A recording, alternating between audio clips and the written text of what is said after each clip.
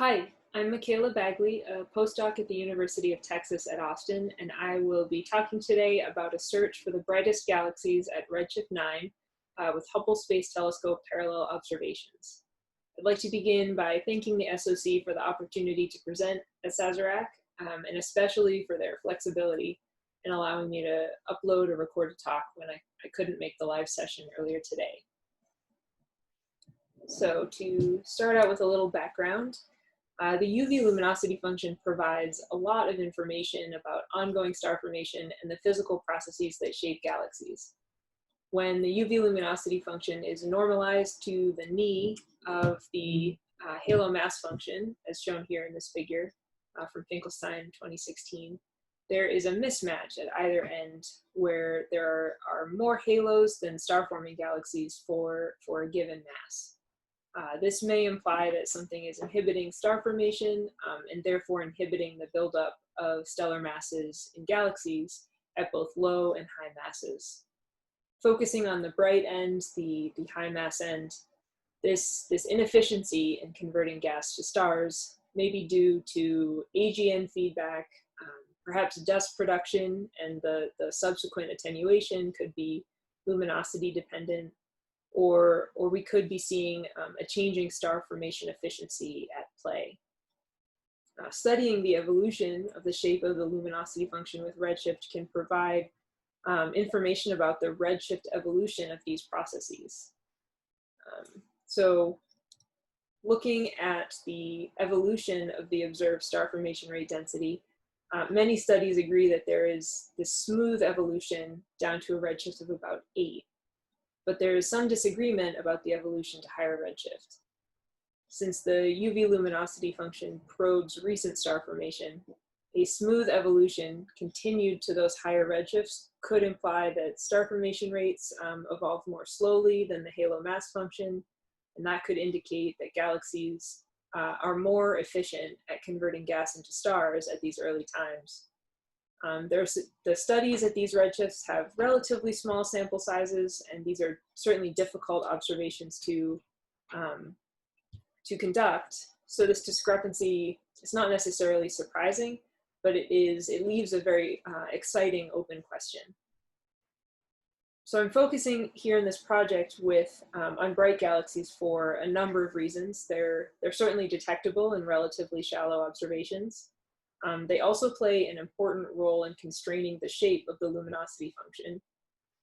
So since that's crucial for measuring and to getting an accurate measure of the faint end slope, bright galaxies are therefore crucial in obtaining an accurate estimate of the production rate of ionizing photons that are produced by faint galaxies. Bright galaxies are, of course, much rarer than faint galaxies. They're also more highly clustered. So as a result, very few bright galaxies will be detected in deep pointings in sort of contiguous fields. So you need to cover wide areas or many independent pointings to be able to probe the full sample.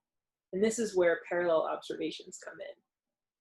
So parallel observing with HST, for example, occurs when one program is using an instrument such as COS to observe a single pointing for long periods of time.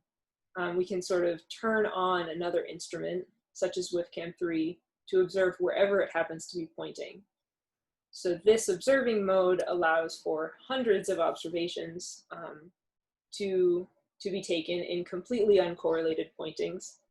And while the total area covered by parallel surveys is still a bit smaller than the well-studied deeper fields, the independent nature of parallel observing allows them to overcome the effects of cosmic variance. So a lot of work has been done to identify and study the bright end of the UV luminosity function at redshift 9 or 10. And I'm highlighting here just a few of the recent studies, focusing on those that have candidates that are brighter than an H magnitude of 26.5. And you'll notice that many of these surveys are studying the same fields, and they're still finding discrepant results. I'll return to this thought in a little bit. And so in this project, we aim to build off of these earlier efforts and combine all available deep parallel observations with Hubble into sort of the largest collection yet of parallel observations for use with a high redshift galaxy search. So to that end, we combine the brightest of reionizing galaxies survey, the Hubble Infrared Pure Parallel Imaging Extragalactic Survey, some coordinated parallels from the COST GTO program, and the WIFCAM3 Infrared Spectroscopic Parallel Survey. And so all in total, we have 135 independent, uncorrelated fields, all with 5 sigma, limiting magnitudes fainter than 26.5 in F160, and covering about 635 square arc minutes. The various fields include a variety of filter sets, and those are displayed here. And so this affects our selection of Lyman Bright galaxies at these redshifts somewhat, which I'll talk a little bit about later. But in general, for all galaxies, the F160 filter is used to detect as the detection filter, and excuse me, and galaxies will either drop out of the F125 or the F110 filter, or a filter just blueward of that. And we have coverage in all fields in at least one band, and often two, we have coverage blueward of the expected Lyman break. One important thing to note is that these fields the fields we are using do not have coverage with the F140 filter. And so that means that in some cases at these highest redshifts, these sources will only be a single band detection, and that raises concerns of contamination and spurious sources. But we attempt to address that. So I'm going to skip over the sample selection in the interest of time, but if there is any interest, I'm happy to answer questions on Slack or over email. Our main selection is performed through PhotoZ fitting with EZ, and we also do a very, very careful visual inspection and a careful cleaning of our sample to remove as many spurious sources as possible. I'm sorry, skipping through this in the interest of time. As has already been noted by a few other speakers, imaging at longer wavelengths is very useful for distinguishing between the SEDs of true high redshift galaxies and of lower redshift interlopers. So as a last step, after we've cleaned our sample as much as possible, we include any available Spitzer IRAC imaging from the Spitzer Heritage Archive, and we fit each candidate and any neighboring sources with GalFit. We then rerun EZ to obtain improved photometric redshift estimates and remove from our sample any sources that appear to be at lower redshift given their IRAC photometry. So here is our sample of 9 candidates with stamps in all available filters.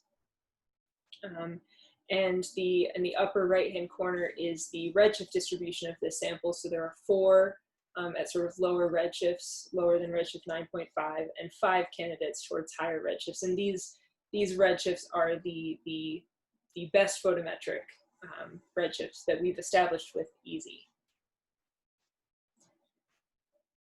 I'm showing here 2 examples of our full fitting process, so you can see all of the photometry and the stamps, the photometric redshift probability distributions and the chi-squared distributions.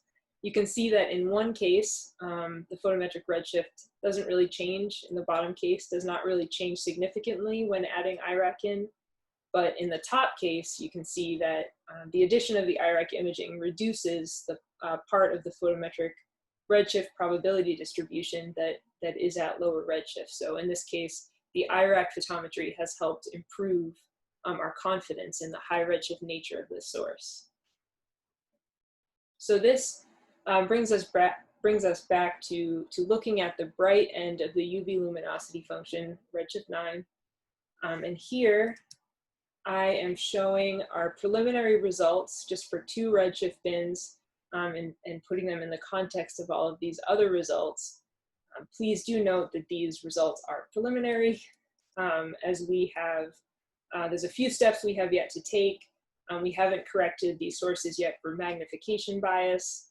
We also have not explored and intend to results for individual surveys. For example, the WISP filter set is such that WISP is not sensitive to galaxies in the lower redshift bin, so we intend to see what it looks like when we separate these number densities out by survey as well. And so just to conclude here, I think I'm at time. We are performing a search for these bright galaxies, redshift 9 to 10 in HST parallel observations. We're using a photometric redshift selection rather than a strict color cut, and these independent uncorrelated pointings make our observations far less susceptible to cosmic variance. We find 9 candidates in these 135 parallel fields, and these represent the first results at redshifts 9 to 10 from the WISP survey the first results for high redshift galaxies from WISP. We also know that we do have a pretty high contamination fraction and spurious sources, but are being as methodical as possible to remove those. And as I've noted before, the results from these fields, many of which overlap with other work, we're still finding different sets of candidates. And so the results of these redshifts are highly dependent on the selection function that is used. And all in all, JWST will be the ultimate authority for sources such as these. And the redshift confirmation, if JWST is able to confirm the redshift of these sources and others like them, but the confirmation of these higher number densities that we're seeing of the bright galaxies could imply that there is not that much evolution of the bright end of the luminosity function at early times, and perhaps that the physics regulating star formation does not really evolve with redshift at these early times. And so something that Aaron Young described Monday in his talk, and is a fascinating possibility to be studying. So with that, I'll end here, and I'm happy to take questions in the Slack channel, or I've also included my email on the slide. Thank you very much.